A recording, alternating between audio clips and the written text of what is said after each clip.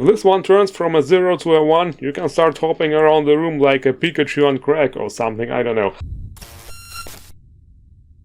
I often thought about getting into Bitcoin farming, or let's just say cryptocurrency in general. However, it always seemed really complicated and costly to get started. But then I came across Jingle Mining. This is a shop where you can get all kinds of mining equipment for all kinds of prices. Starting really low and going up to, well, really expensive stuff. You can pretty much buy complete mining servers here for, yes, a lot of money. But obviously, if you are just looking to get into the whole thing, you will start somewhere low. And this is the miner we're going to take a look at in this video. It is literally one of the cheapest ones here in this shop. But the question is, of course, does it really work? Can such a tiny miner really produce any notable results? And if yes, just how well does it work? How much money can you actually make with something like this? Let's find out. Well, first of all, we obviously need to get the thing out of there. It's a really tiny box, as expected. And here it is, Jingle Miner. It's actually a very cool plastic box with, yeah, there's nothing special on the box, just the address. And here is the miner itself with a USB cable, obviously. And yeah, this looks kinda funny, kinda like a bit an arcade machine, just a very miniature one. Okay, let's peel this thingy off. It's yeah, there we go. The most satisfying part. It is a very light and definitely something you can call a pocket miner. There are no buttons at all on it, so I guess let's just plug it in and see what happens. Check an initial config. Use this Wi-Fi to set up. Well, obviously we need Wi-Fi to actually farm something. Also, saying that it does not have any buttons is a bit wrong. It has those two tiny buttons here. One is for boot and the other one is for reset. It is fairly easy. You basically can just scan this tutorial code here, and that will lead you to a website where you can get all the instructions on your phone. Of course, you can also just look it up on your PC if you don't want to do that. So basically then, after connecting to the Jingle Miner, you either scan this QR code or you can also just look it up on your Wi-Fi list, available Wi-Fi connections, and then you need to type in this IP address either with your phone. Usually it should open automatically. For me it did not for some reason. I just typed it in as an address. You can obviously also do this on your PC, and then it will lead you to this configuration page. And here we can configure the Wi-Fi stuff. Basically you just have to enter the SSID and the password of your internet, and then you can also choose where exactly you want to mine the bitcoins or whatever you're going to mine. Basically, yes, the Bitcoin address, time zone, and so on. It's all pretty much self-explanatory. And would you look at that, it's actually doing something. Well, it's doing its job, obviously.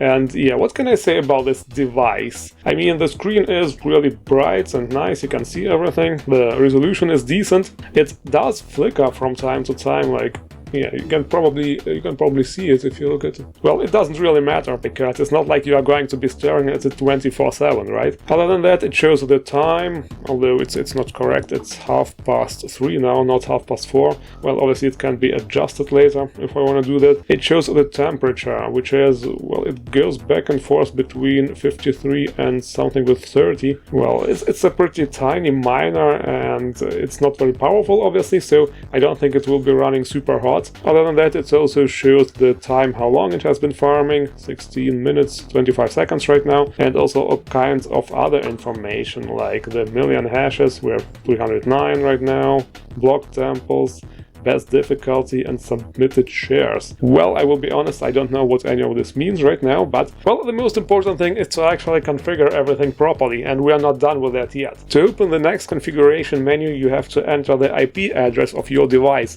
It is displayed right here in the lower corner of the screen, and then you will be guided to this page here.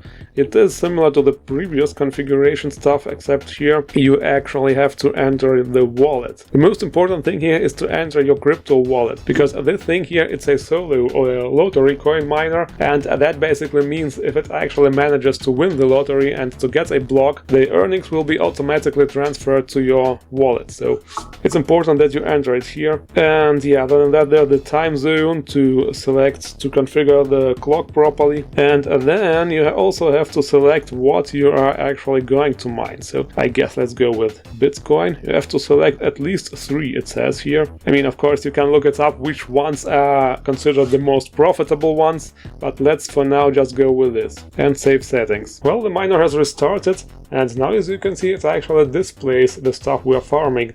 Bitcoin, Dogecoin, and the Shiba coin. Yeah, this is pretty cool. Well, I guess now it's just time to let it run for a while and see just how far it can get and if we actually can make some profit. Okay, so I let the thing farm for around a week, and the first thing I should mention is that with this kind of device you cannot farm Bitcoin on a daily basis. In other words, you can let it run 24/7, but what the thing does, what this device is actually meant for, is it is a solo or lottery miner. So in other words, what it does is basically playing a Bitcoin lottery. Also, it can only farm only one currency at a time, which is Bitcoin. This other menu that we saw on it, where you can select 3 different currencies, this is just for show. It serves like an extra monitor. So basically, when you have the thing on the table and you are into Bitcoin and all this stuff, you can have it display the cryptocurrencies you are interested in. This is basically just for that. But back to the lottery part. With the thing you can technically win a lot of money, because if you win, in other words, if you manage to solve, if this thing manages to solve a whole Bitcoin block, that will be 3.125 Bitcoins. And that is a lot of money. Right now, 1 Bitcoin is something with 68. You can check it with this very practical screen that we have here. 67,414. Okay, it was 68,000 something just a couple of days ago.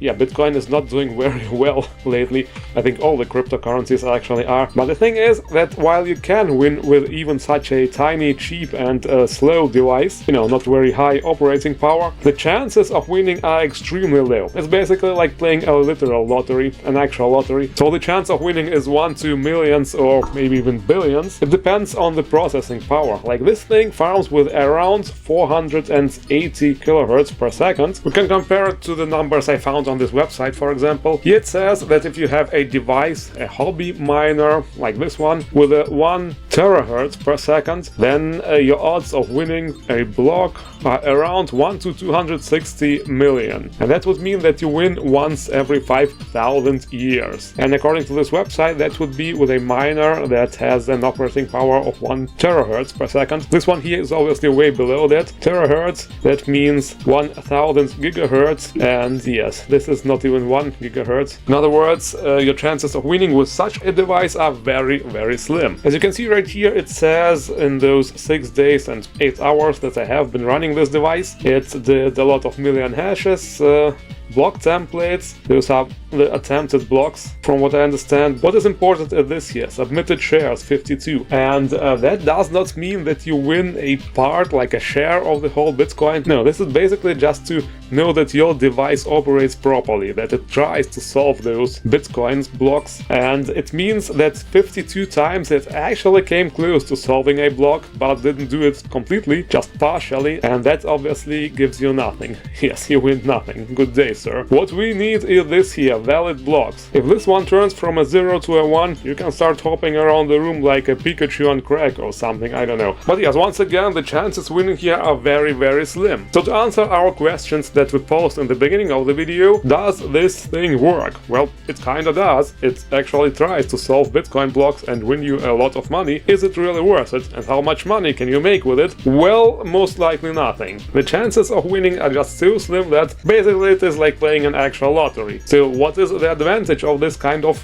device? Well, it is way cheaper than playing an actual lottery, and it is much easier. You can basically just let it run 24/7 and see if you are lucky. A real lottery costs money and obviously time. With this thing, it is much more practical, and you cannot really get addicted, unless of course you start buying more and more of such devices, or let's say bigger and more powerful lottery miners. Well, of course it would also increase your winning chance to buy a bigger and more powerful device, so it is kinda worth it in the end, because as we said, the higher the processing power, the higher the chance of winning, obviously. So yes, I guess in the end it is up to you if you want such a thing or not. Obviously it's very cool and stylish, you can let it sit on the table. You can have this menu display the current values of the cryptocurrencies. If you're doing short-term trading, for example, it's very practical having this tiny extra screen on your table. So anyway, if you want to try your luck and get one of those nice tiny Jingle Mining miners, or maybe a bigger one, it's up to you. Follow the links in the description and also use our discount code to get it 1% cheaper.